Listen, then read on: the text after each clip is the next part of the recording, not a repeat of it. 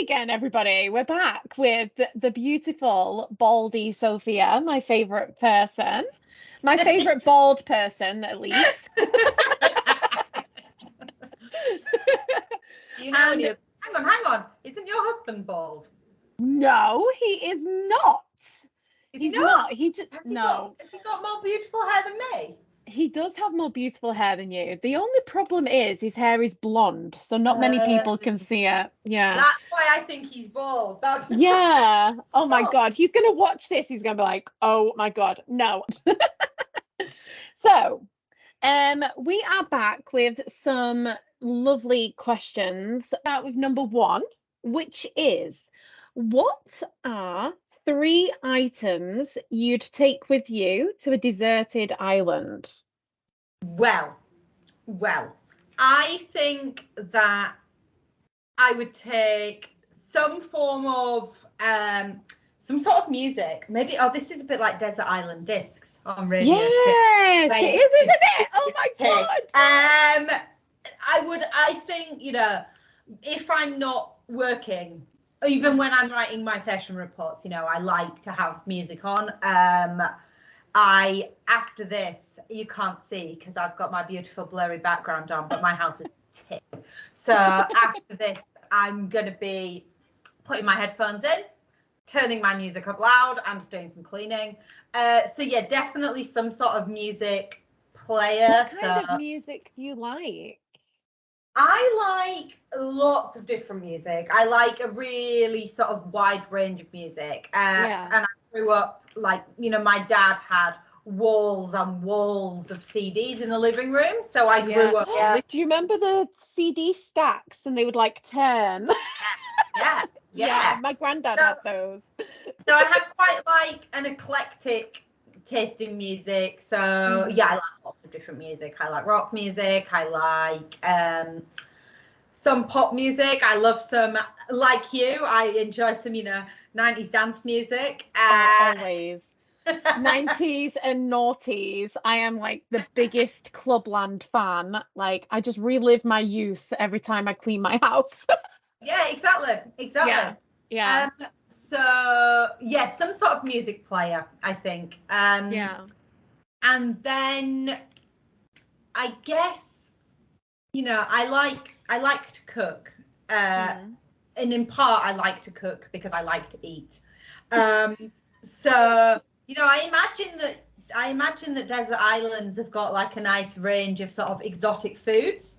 So maybe something to cook with, and then maybe something practical, I guess. I was going to say a hammock, but I once slept in a hammock on the beach in Colombia, and it sounds really idyllic, doesn't it? Like sleeping in a hammock at the beach. It's not. It's horrible. It's so uncomfortable. I could literally, if I got in a hammock, I would have to roll to get out of it. I would have no idea how to get in and out of a hammock. Maybe something practical, like something to sleep in. Tent or maybe something. a tent. Yeah. Although, I mean, if we're being really honest, I would probably last for about 2 days on a desert island before I just get up and just let the waves take me. I know exactly what you mean, because when I saw this question, it said, what 3 items would you take? Oh my God. I was like, I have no idea, because I don't know if I could last in the wild. Yeah, exactly. Yeah. But I'm glad that you didn't just say your phone, because that's such a generic answer. So good. Okay. Question 2. What do you do before going to sleep? And keep it clean. This is actually interesting, because I was talking not that long ago to a student, and we were talking about reading, and I was saying, I don't read as much as I would like to, or as much as I used to. And he said to me, oh, I've started reading before I go to bed, because he was saying that he sleepwalks, and I'd been complaining that I hadn't sleeping very well. And he said that he'd started reading and he was sleeping much, much better. So I was like, okay, I'm gonna. So before I go, and the thing is as well, that obviously, because I work online all day, so I spend all day sitting in front of my computer, I find that the last thing I really want to do is look at your phone. Look at my phone or watch the TV. Yeah. Because it's like you just move from one screen and you to another. go and sit in front of another screen. So what I've been trying to do is, and especially now the weather's warmer, and this is it, are you ready? I'm going to mention it. I like to go for a swim in my pool. A late night swim when it's nice and cool in my pool. Yeah, exactly. So I usually go for a swim, and then after that have something to eat, and then I try to read for a bit before I go to bed. And I think what are you reading? Anything interesting?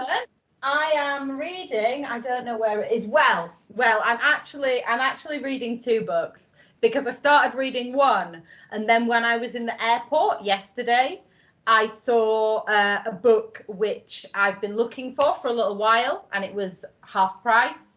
So I bought that and immediately opened that and started reading it. So, and are these fiction, or do you read biographies? Fiction. Usually I like sort of like crime fiction, but what a nice thing to read before you go to bed. Just a nice murder story. Love a bit of like murder, death, kill.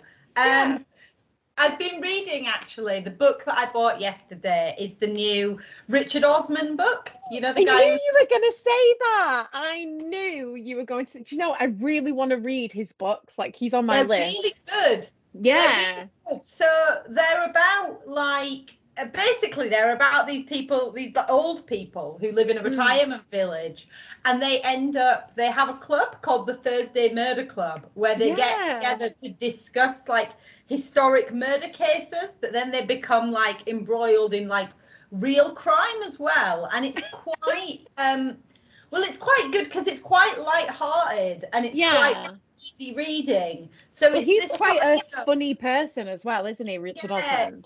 And it's sort of this like juxtaposition of little old ladies, you know, with like cardigans and drinking their wine and going to bed at 8:30, and drugs and money and murder.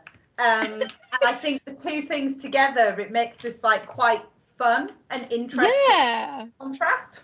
Yeah, honestly, I've been wanting to read his books for a while, but obviously having 2 children, like the only books that I tend to read are The Magic Faraway Tree and Dear Zoo.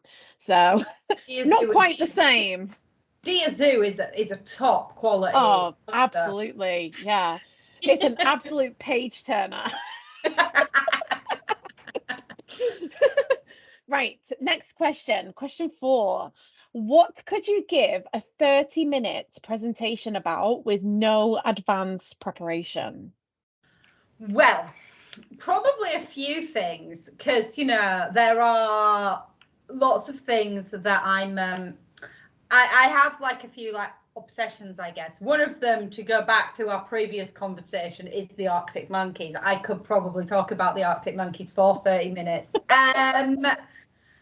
But as well, like for people who don't know, I also sew. So I make clothes and that type of thing. So I could probably talk about that for 30 minutes.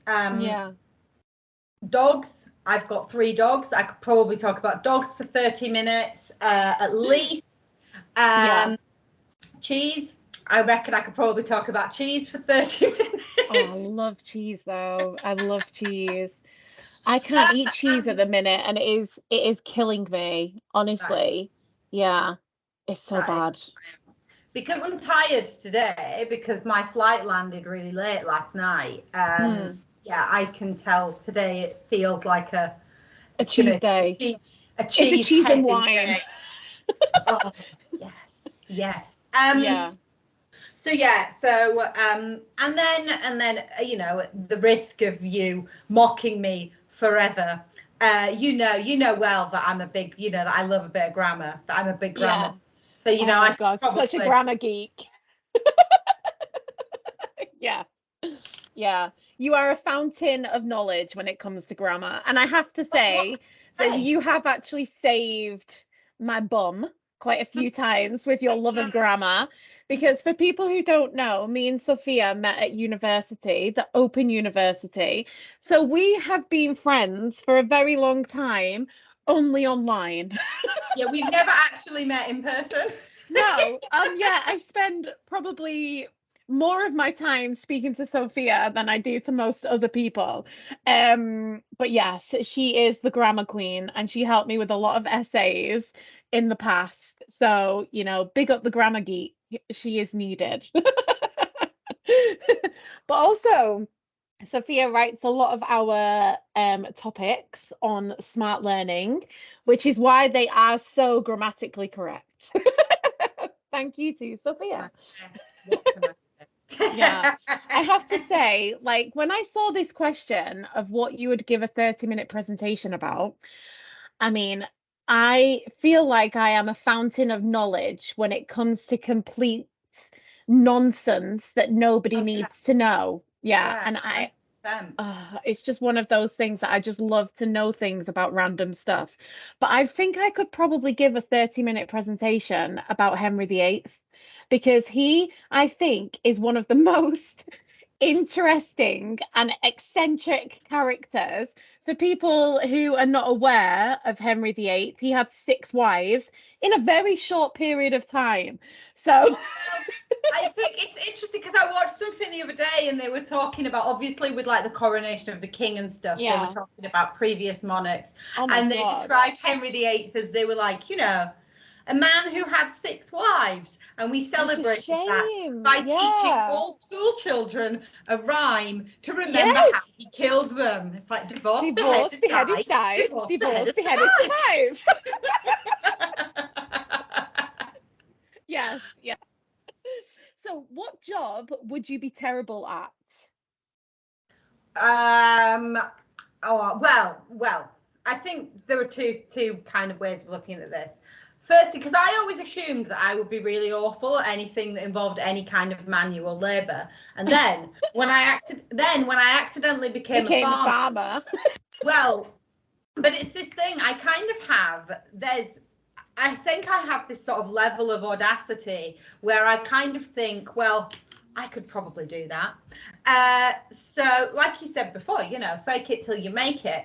So, to go back to the swimming pool, the last time we had the swimming pool cleaned, I paid somebody else to do it. And this time I went, I don't want to pay somebody else €250 to do this. So, I'm going to do it myself. So, I got my jet wash and my mask and my goggles and clean the Yeah, swimming pool.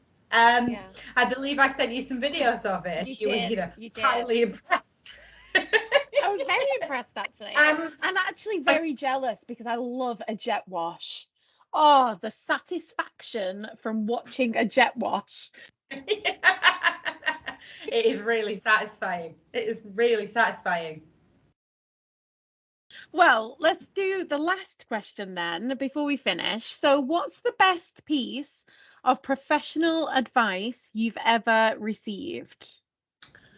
Um, that's a good question, and I think I've received lots of good pieces of professional advice, and I think that in terms of like teaching, I've worked with lots and lots of really, really good teachers over the years, and I've picked up like lots of different little bits and pieces from them. I think, probably one of the best pieces of professional advice was when I got really early on, which was, just kind of relax and enjoy it. Because Yeah. I think like I always find it really, and this is a conversation I have a lot, like I find it really like difficult to imagine, and I think this links to the last question as well. I think I would find it really, really difficult to do a job that I didn't enjoy. Because you think Yeah. about it, right? You spend so many hours of your life working. So Too I think, many.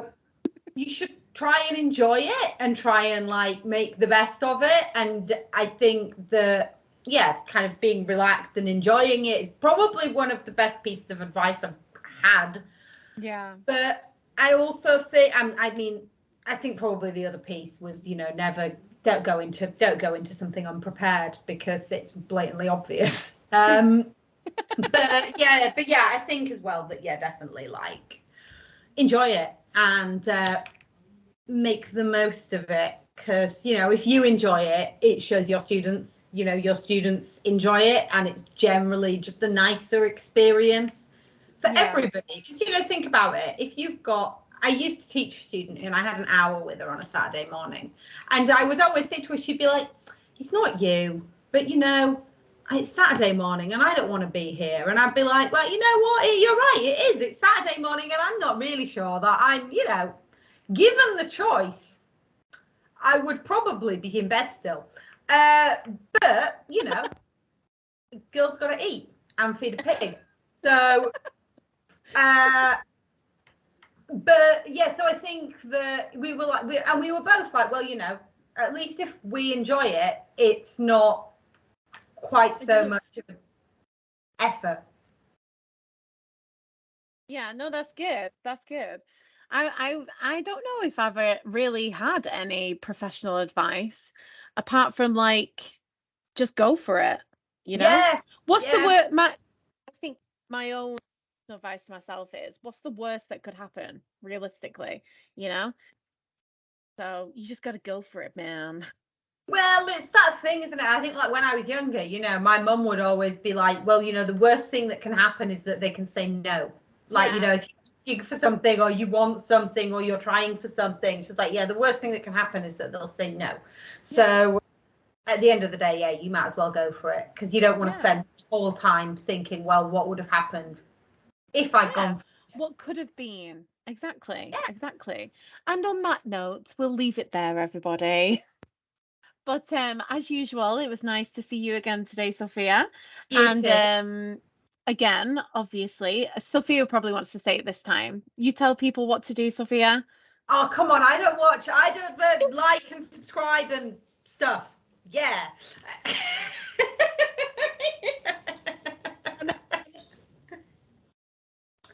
You're pointing and there's no noise coming out, but I'm sure people know. Yeah.